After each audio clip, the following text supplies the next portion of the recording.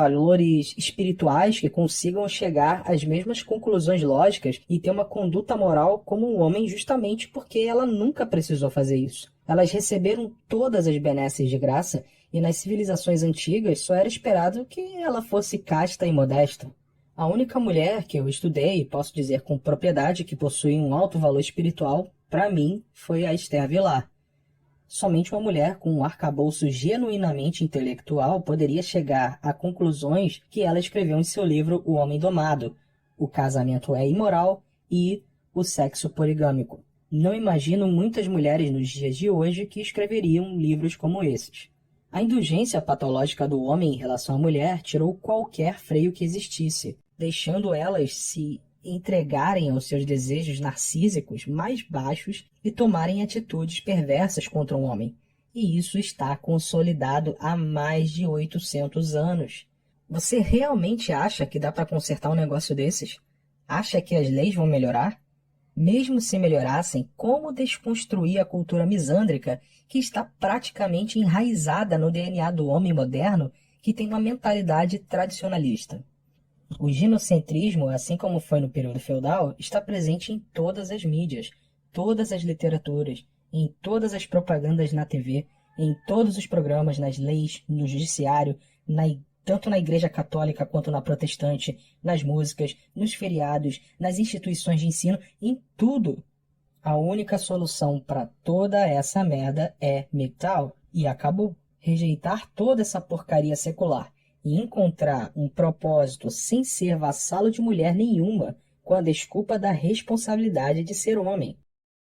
Esse era shaming há mais de 800 anos atrás. Um cidadão grego ou da Roma Antiga, olhando isso, hoje preferiria ser perfurado por uma espada na guerra a ter que se submeter a tudo isso só para ser considerado homem de verdade.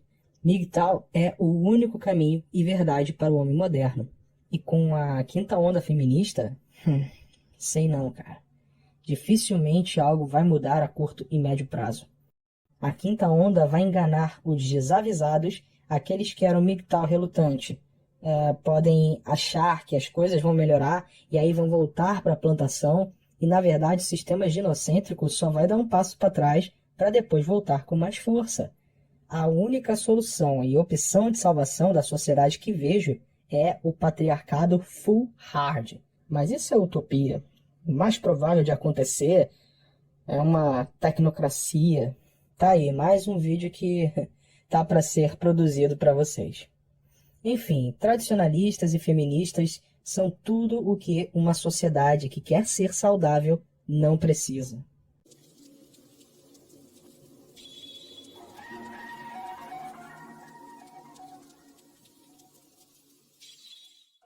Bom, os principais comportamentos prescritos pelo Código de Amor Cavalheiresco são as realizações de feitos românticos, bravura e vassalagem. Antes de uma realocação nos relacionamentos românticos, o galanteio, ou ser galante, se referia a qualquer comportamento corajoso, especialmente em batalha. Como o machismo, acredito que o significado dessa palavra tenha mudado por completo. No entanto, sobre as regras do amor cavalheiresco, tornou-se, de acordo com a definição do dicionário Google, abre aspas, atenção educada ou respeito dado pelos homens às mulheres, amável para com as damas, delicadamente obsequioso. Fecha aspas. Essas duas definições de galanteria podem ser mais distantes? Elas estendem o significado para abranger dois domínios de comportamento completamente diferentes. Parece então que as mulheres da época aproveitavam com sucesso os maiores comportamentos sacrificiais do homem, cavalheirismo e bravura, para satisfazer seus apetites narcisistas. Um vassalo é definido como um servo, um escravo, um subordinado ou dependente, ou uma pessoa que entrou em uma obrigação mútua com o senhor ou monarca no contexto do sistema feudal na Europa medieval.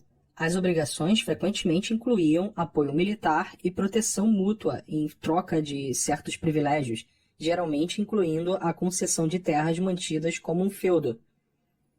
A vassalagem no amor cortês foi então utilizada como um conceito que, Maurice Valence chamou de o princípio modelador de todo o design do amor cortês. Se era um cavalheiro, ou um trovador, ou um plebeu, a rotina de vassalo para a mulher era a ordem do dia, exatamente como é hoje.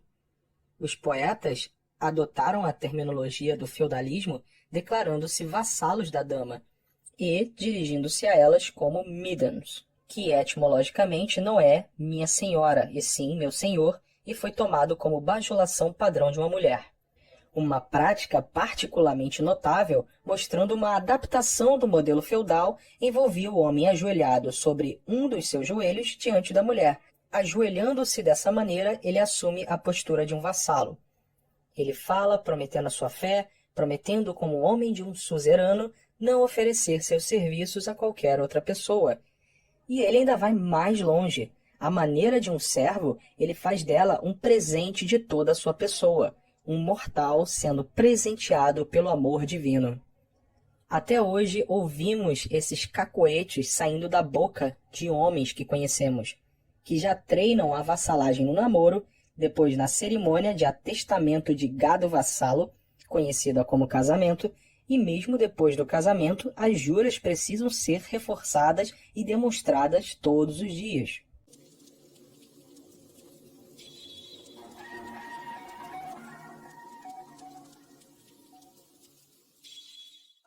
Imagine a Europa do século XII como uma grande performance teatral encenando os temas do amor cavalheiresco que se tornariam tão populares que seus atores continuariam a servir como modelos para a população global 800 anos depois. Então temos os seguintes papéis: senhoras do tribunal, que são as feministas. As feministas hoje se referem às damas da corte no final da Idade Média como as primeiras feministas, ou proto-feministas, e como as feministas modernas, essas mulheres desfrutavam de privilégios e meios consideráveis. No século XII a XIV, as evidências mostram que as mulheres começaram a se agitar para aumentar a autoridade sobre a maneira correta de homens e mulheres conduzirem os relacionamentos, com ênfase especial no que consideravam papéis aceitáveis para o homem numa sociedade civil e digna. Não é de se surpreender que seja precisamente essa a época em que mulheres poderosas puderam estabelecer as cortes de amor, encabeçadas por mulheres que agiram de maneira comparável aos tribunais de famílias de hoje, arbitrando disputas de amor entre casais em conflito. A literatura-chave do período que detalha a etiqueta adequada esperada nas relações de gênero foi encomendada por mulheres poderosas. Por exemplo, A Arte do Amor Cortês. E, em alguns casos, foi escrita pelas próprias mulheres. Por exemplo, os escritos de Christine de Pizan ou de Marie de France. O discurso emergente agia como uma droga que prometia a introdução de um poder unilateral para as mulheres sobre os homens. A disseminação da literatura romântica prometia se espalhar rapidamente para todas as classes sociais do continente. Temos vivido com as consequências desde então, uma revolução muito mais significativa para a história das relações de gênero do que a introdução da pílula anticoncepcional e do divórcio sem culpa, sendo estes últimos meros produtos acidentais gerados dentro de uma cultura maior de amor cavalheiresco. Os arquétipos introduzidos na sociedade por essas senhoras de alto nascimento são instantaneamente reconhecíveis. A donzela em perigo são as mulheres inocentes, mulheres desamparadas, mulheres como vítimas. A princesa são as mulheres mais belas, mulheres como sujeitos narcisistas exigindo devoção, mulheres merecedoras de privilégios especiais. E as senhoras nascidas no alto, mulheres moralmente puras, mulheres como preciosas joias, mulheres como superiores, mulheres como titulares. E essas ilusões asseguravam que as atenções dos homens seriam dedicadas às mulheres, um programa tão bem sucedido que as feministas modernas continuam a moldar a paisagem cultural de hoje com a propaganda de seus antepassados protofeministas. E assim como seus antepassados, as mulheres continuam a usar narrativas constrangedoras para facilitar sua herança pedestalizadora. Cavaleiros brancos. Essa metáfora se refere a tais indivíduos heróicos, Homens que são galantes de muitas maneiras, mas principalmente das formas erradas, como se mostrar a mulheres ao mesmo tempo em que se delicia em competir e machucar outros homens. Mais do que qualquer outro jogador nessa peça, os Cavaleiros Brancos se especializam em comportamento galante com o objetivo de impressionar e finalmente conseguir que seus egos sejam acariciados pelas mulheres. Para esses primeiros Cavaleiros Brancos, o torneio, precursor dos torneios esportivos modernos, consistiam em competições cavalheirescas ou lutas na Idade Média. Nessas lutas, os cavaleiros estavam dispostos a ferir seus semelhantes para ganhar o elogio das espectadoras. Os competidores eram observados em uma batalha por mulheres que atiravam as suas peças de roupas nas arenas para que os esportistas usassem a peça de uma mulher em particular e a representassem na arena. Os homens estavam basicamente lutando por ela, assim como faziam em outros lugares em campos de batalhas reais. Ao galante homem que ganhou seu torneio seria concedido uma oportunidade para brincar com a mulher que ele representou no ringue. Nós mantemos essa tradição ginocêntrica hoje como os torneios de futebol, torneios de artes marciais e assim por diante, todos projetados para mostrar proezas masculinas, onde os competidores vencedores se divertem depois com as melhores damas. Outras atividades dos Cavaleiros Brancos incluem impressionar as mulheres com grandes gestos de proteção. Por exemplo, a iniciativa do Escudo Verde com a Dama Branca. Era uma ordem de cavalaria fundada por Jean Lemaitre e outros 12 cavaleiros em 1399, comprometendo-se durante 5 anos com a proteção das mulheres. Inspirado pelo ideal do amor cortês, o objetivo declarado da ordem era guardar e defender a honra, propriedade, bens, reputação, fama e louvor de todas as damas e donzelas. Uma empreitada que mereceu louvor de Christine de Pizan. Lemaitre, cansado de receber queixas de senhoras, donzelas e viúvas que alegavam estar oprimidas por homens poderosos e não encontrando nenhum cavaleiro ou escudeiro disposto a defender a sua justa causa, fez um juramento escrevendo uma longa carta onde explicava o seu propósito para que fosse divulgado amplamente na França e além de suas fronteiras. A carta explicava que qualquer moça, jovem ou velha, que se encontrasse vítima de injustiça poderia pedir um ou mais cavaleiros por compensação, e esse cavaleiro responderia prontamente e deixaria qualquer outra tarefa que ele estivesse realizando para combater pessoalmente o opressor da dama. As semelhanças dessa ordem com empreendimentos contemporâneos, como a campanha White Ribbon, nos quais os embaixadores masculinos juram a todas as mulheres nunca tolerar, desculpar ou permanecer em silêncio sobre a violência contra as mulheres e intervir e agir contra qualquer homem acusado de delito contra uma mulher. Trovadores 1. POAs, promotores do gaming. O trabalho dos trovadores era espalhar a palavra sobre as virtudes do amor cavalheiresco através da música, poesia e contação de histórias.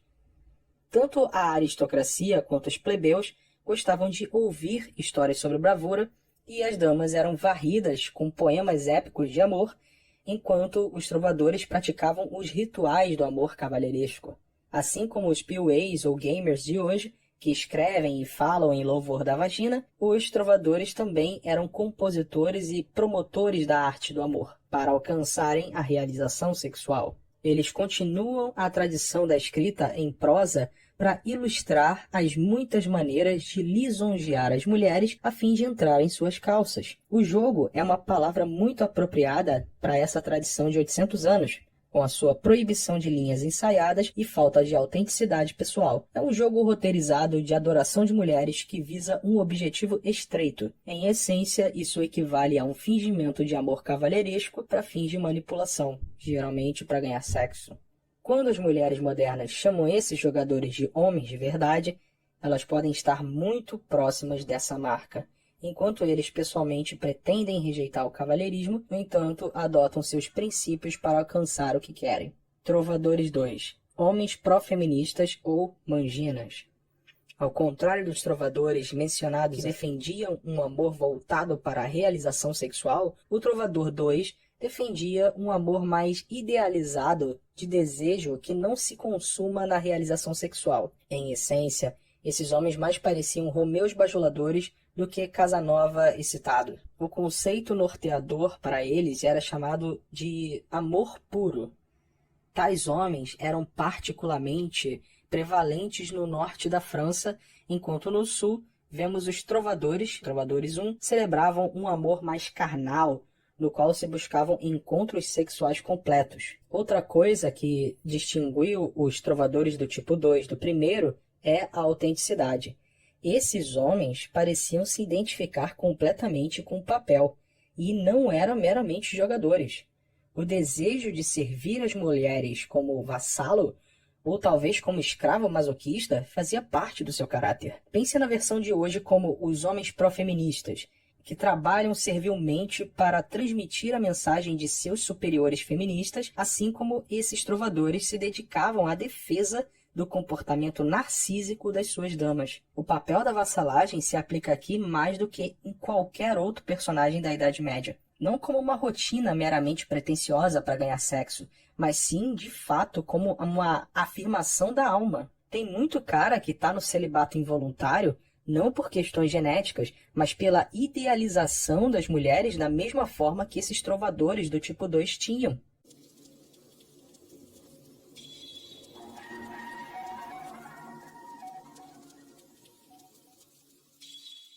As evidências do ginocentrismo podem ser encontradas antes da Idade Média.